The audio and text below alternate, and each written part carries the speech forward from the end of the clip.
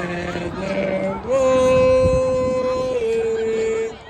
The first heat of the girls 4x2 in the JV championships, the last JV meet of the season. It looks like it'll be Airline Huntington in front. Okay.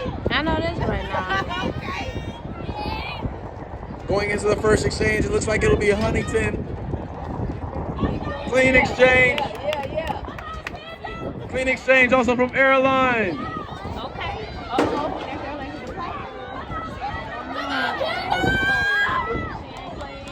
Out of the home stretch for second leg. Huntington and Airline. Green Oaks in third.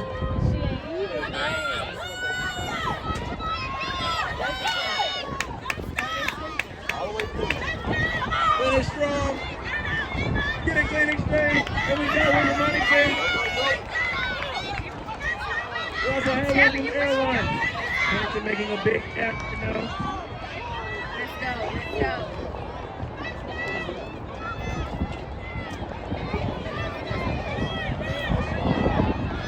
She say, hurry up. Going into the last exchange. It looks like Huntington. Hurry up. Get a clean exchange once again. Beautiful.